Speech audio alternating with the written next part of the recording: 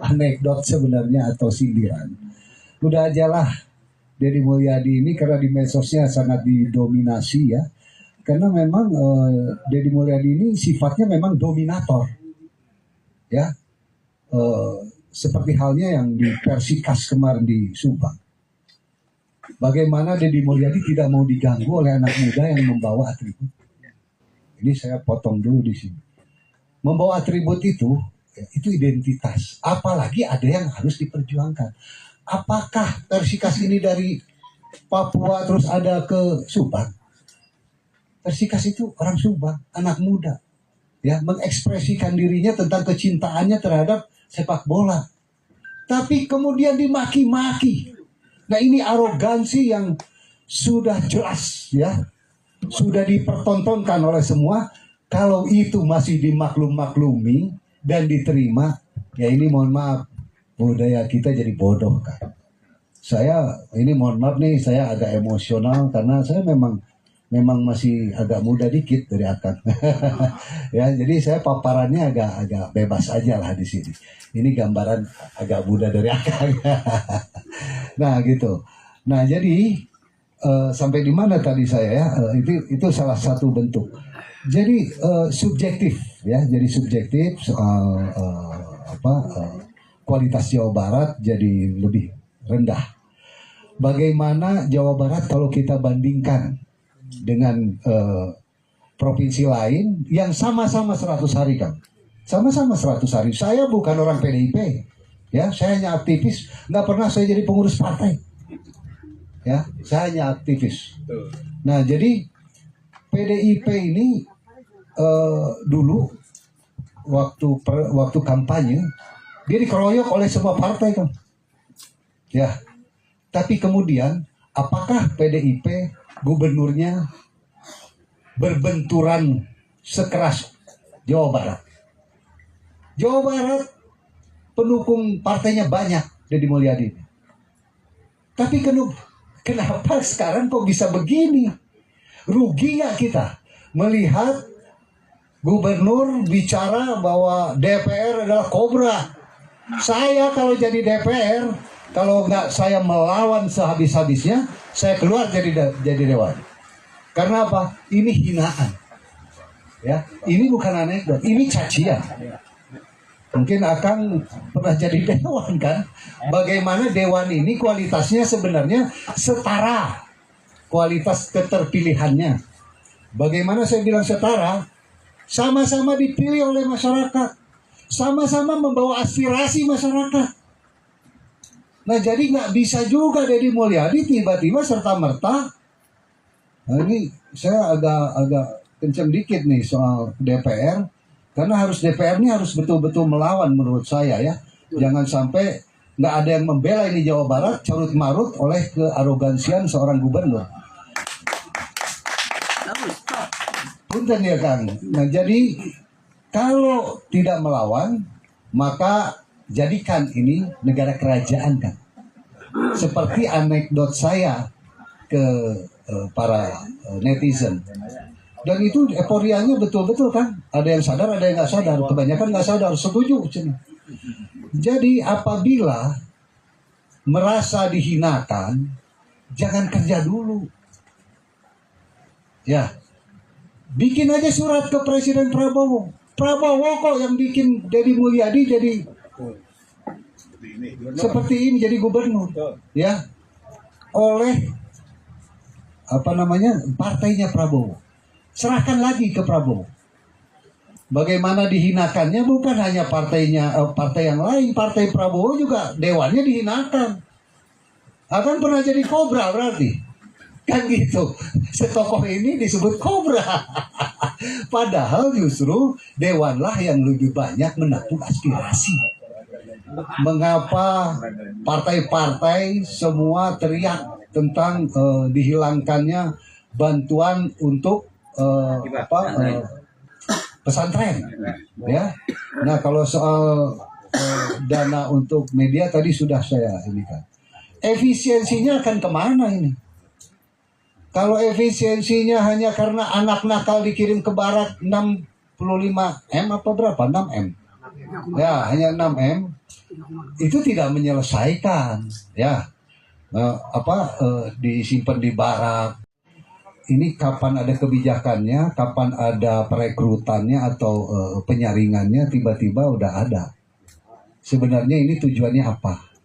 Begitu juga soal tujuan Deddy Mulyadi, soal efisiensi. Satu sisi dia membuat efisiensi, sisi lain saya lihat ada data upaya mengalirkan dana ke rumah pribadinya yang ingin disebut cagar budaya. Padahal itu rumah pribadi. Ya, ini mohon maaf nih, saya agak ngaco sedikit karena memang aktivis kampung ada kampungan. Nah, jadi ini tujuannya kemana arahnya? Media ingin tidak ada, ingin dia single fighter seolah-olah, ya, ingin tidak ada pertanyaan, ingin sajian dia saja.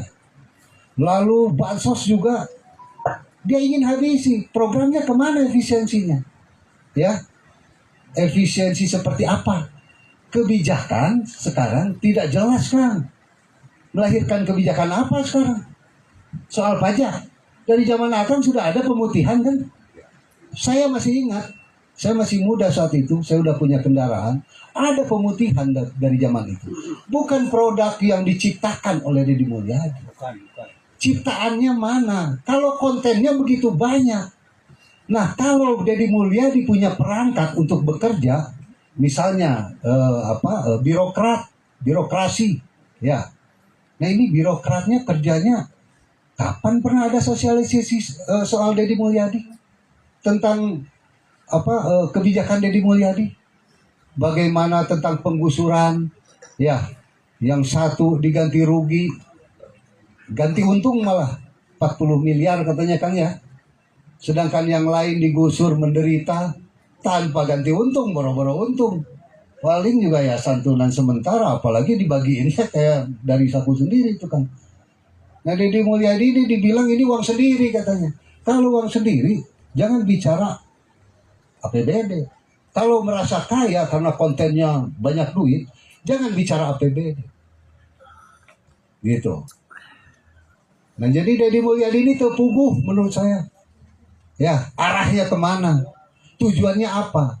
Tapi yang jelas ya, mendominasi, ya konten mendominasi disajikan seperti berita, itu adalah dominator. Ya, karakter dominator. Seperti halnya memarahi Persikas di forum umum. Ya, masyarakat itu sendiri. Bukankah Deddy Mulyadi seperti paling Persib ketika Persib juara? Padahal yang paling Persib Kang Mumuh. Tapi bukan Kang Mumuh yang viral. Ya, Deddy Mulyadi telanjang dia. Asapang Persib. Dia pecinta sepak bola. Bukan. Offset gitu apa le? Offset aja. Bukan kata saya. Nih, aja dulu sebentar. Udah jadi gubernur, dia sebenarnya bisa bagi duit ke seluruh orang Jawa Barat yang miskin. Tapi apa kemudian? Bukan ada perubahan atau ada nasib baik bagi masyarakat, bahkan dihambat dengan cara apabila mau dapat bansos harus vasektomi. Rela bapak-bapak semiskin apapun katanya saya, ogah gua embung aing mah. Nah, duka kalau pendukungnya mah. Pajak kaumnya. Pada kami eta teh mau tuntung diledek. Pajak kaumnya mandiri. Nah, jadi ucing dikabiri sehat kan. Ngan gitu, teu bisa ngeong-ngeong acan cicing gitu kan. Nya, mak hidup enggan mati tamang. Nah, jadi di sini tidak ada melihat sinyal ya, ada kebijakan yang hebat dari Deddy Mulyadi. Malah saya merasa ditempeleng sebagai warga Jawa Barat oleh DKI kan. Bagaimana DKI sudah melahirkan banyak kebijakan, kemudian sudah bisa menyumbang para petani di Jawa Barat. Bagaimana Karawang, petaninya didatangin. Karena Karawang itu luar biasa ya luasan tanahnya. Ada kepedulian, ya ada kepedulian Pak Pramono Anung terhadap pangan. Dan beliau mengakui bahwa DKI tidak punya pangan, tidak punya lahan, tidak punya sawah katanya, hanya 400 hektar, 4.000 hektar. Beliau datang ke Kerawang sebagai sayap DKI yang menjadi lahan pertanian dan memberikan santunan atau bantuan berupa peralatan pertanian, pupuk dan lain-lain. Itu viral, ya, itu viral. Saya pikir, aduh, kenapa Jawa Barat kita ini nggak punya gubernur melahirkan kebijakan yang seperti ini, ya, bukan yang harus jadi seperti artis dari mulai hari H jadi gubernur sampai sekarang. Deddy Mulyadi ini kayak artis kerjanya, ya. Kalau sehari nggak ngonten, nggak melahirkan, kayaknya dia udah mau tenggelam. Bener nggak sih? Benar. Ya. Joget-joget lah, main letak di tanah. Masyarakat ini dulu takjub dengan Deddy Mulyadi yang baik, memberikan uang, ya, sehari itu ada 3 konten kalau nggak salah, itu memberikan uang kepada Nugelo, ya, kepada ya, kepada orang-orang yang kasihan, ya, Nugelo, terus orang-orang yang kasihan, orang-orang miskin, banyak membantu. Tapi itu hanya jadi konten. Setelah jadi gubernur yang bisa membuat kebijakan, apa ada? Malah dia mau nantang ke DKI, katanya kalau saya jadi gubernur DKI, saya kasih masyarakat DKI 10 juta satu kakak. Benar nggak tuh? Dia ngomong begitu untuk DKI. Nah, untuk Jawa Barat 1 juta perak ayat tuh. Jadi kebijakan tidak. Jadi Deddy Mulyadi ini, ya, kata orang-orang dulu, kemarin-kemarin ada sen kiri belok kanan. Ya, apa yang dia perbuat, ya, itu sebaliknya kebijakannya dengan perbuatannya. Malah memberikan bansos saja harus vasektomi, itu maksud saya. Sen kiri belok kanan.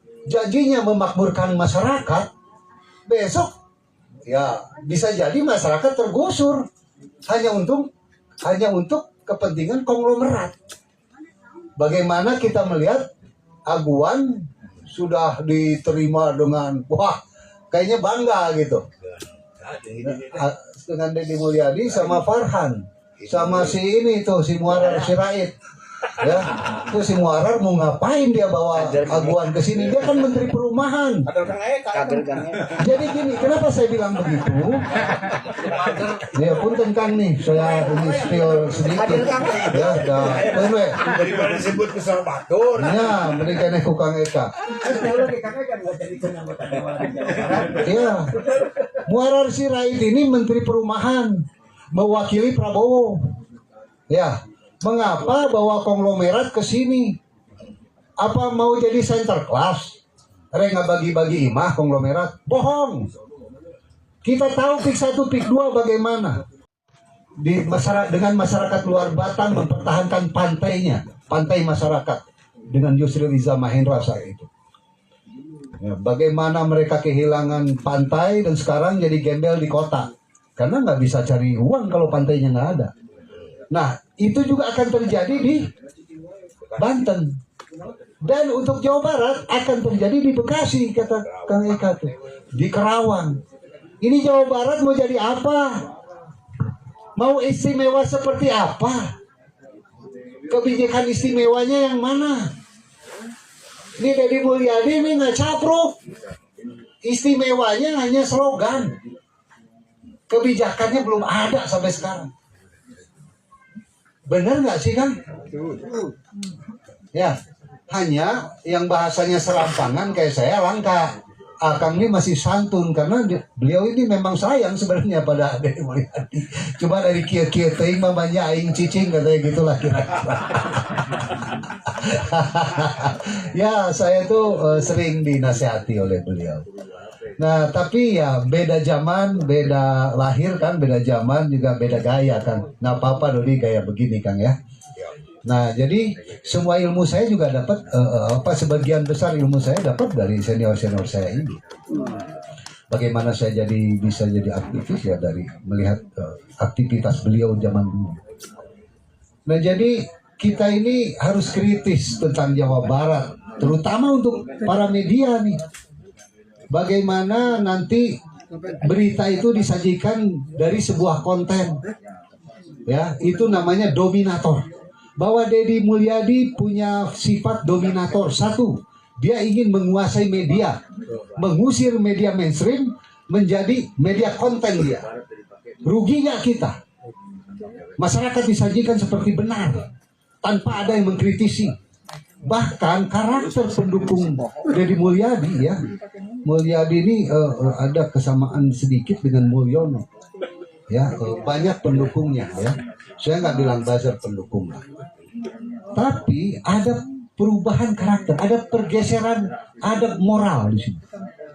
Ya, bagaimana saya dulu Panglima Laskar Jokowi, deklarator Jokowi yang pertama di Indonesia saya, tanya Kang Eka.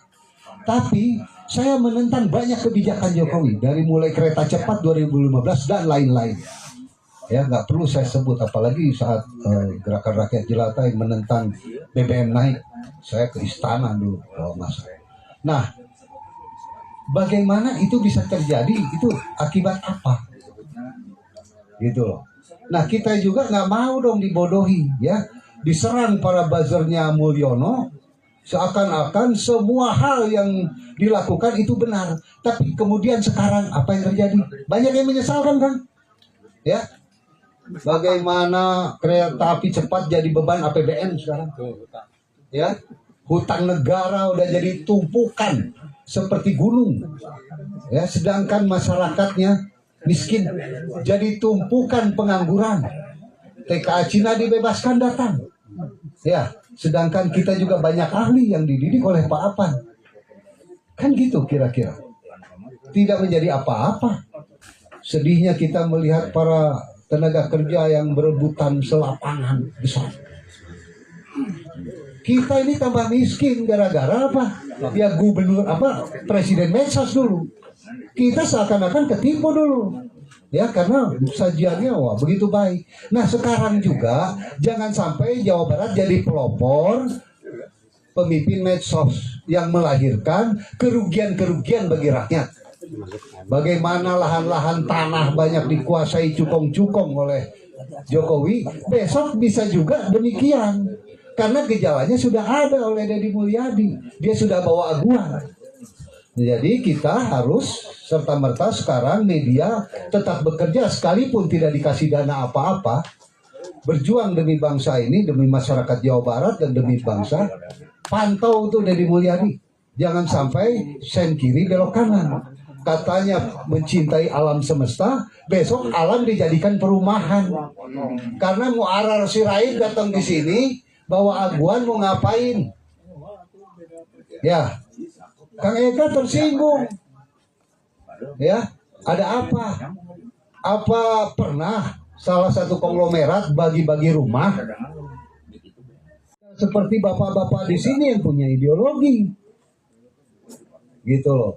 Nah, jadi banyak gejala-gejala buruk yang dicerminkan oleh Deddy Mulyadi sekarang.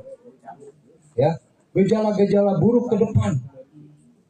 Harapan atau ekspektasi masyarakat lah ya, bahasa kerennya. Harapan masyarakat bakal dibagi-bagi duit, bakal senang. Masyarakat yang mana yang dapat satu kabupaten dari Deddy Mulyadi karena kebijakan, ya dapat uang misalnya UMKM 2 juta ewang. Masyarakat miskin yang tidak bekerja 1 juta ewang misalnya ya, kan enggak. Ya, malah integritasnya saya pertanyakan. Integritas Deddy Mulyadi apalagi mencintai budaya. Mengapa komisaris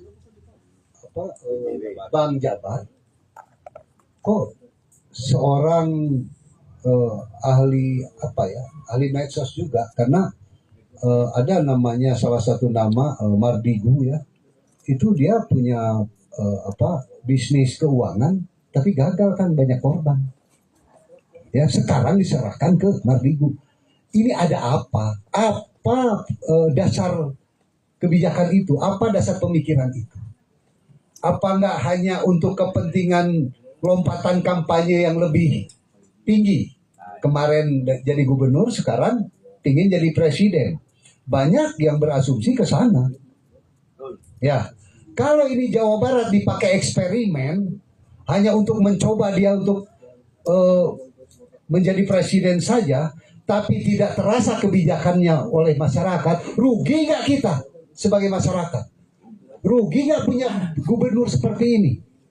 Ya, ini ingin mendominasi. Ini Deddy Mulyadi gubernur dominator, tidak mau dikoreksi oleh DPR. DPR disebut kobra. Ya, di forumnya aja nggak boleh direcokin oleh masyarakatnya sendiri yang hanya membawa bendera Persikas. Kalau yang bijak nggak begitu. Oke, sabar ya, nanti kita bicara. Saya ingin meneruskan dulu paparan ini. Kalau bijak begitu, ya, apalagi yang beretitut seperti ya Kang Eka, seperti Pak akademisi, Pak apa ini. Keluar aslina lah. Eta keluar aslina katanya tuh ya. Nah, jadi dia dominator di sini. Nah, kalau yang sifatnya dominator, maka ya betul apa yang saya pernah tuliskan. Udahlah, karena kita repot ya, kasihan dewan-dewan ini pada repot, bikin surat pengajuan ke Prabowo, menyerahkan gubernur ke Prabowo untuk dijadikan raja, dan dewan siap bubar. Spekulasi aja, jangan setengah-setengah. Ya, dewan ini udah dihinakan, jangan setengah-setengah. Kalau dewan dihinakan setengah-setengah, dia bukan pejuang bagi rakyat, dia bukan wakil rakyat. Dia harus punya totalitas. Fungsi wakil rakyat itu kan harus penyeimbang, membela kepentingan rakyat. Benar nggak? Jadi Pak Ono, ya lewat forum ini, Pak Ono jangan setengah-setengah, jangan jadi ledekan, ngalawan tapi setengah-setengah. Jika tadi saran Pak Gus J, Gus J, naon cenah, tengel deet cenah, tengel deket. Ya tengel deket tuh, nggak seetik, gitu kan. Nah jangan begitu, karena ini persoalan bukan persoalan sebentar. Ini persoalan bisa berdampak sangat buruk pada Provinsi Jawa Barat, masyarakat Jawa Barat, dan sistem Indonesia. Ya, demikian ya. Ini saya waktunya udah terlalu banyak. Kang, saya mohon maaf kepada teman-teman semua yang hadir di sini, juga saya mohon maaf paparan saya agak serampangan. Karena kata Kang Eka bebas aja katanya. Resiko Kang Eka mengundang saya, udah tahu Kang Eka resikonya. Demikian, assalamualaikum warahmatullahi wabarakatuh.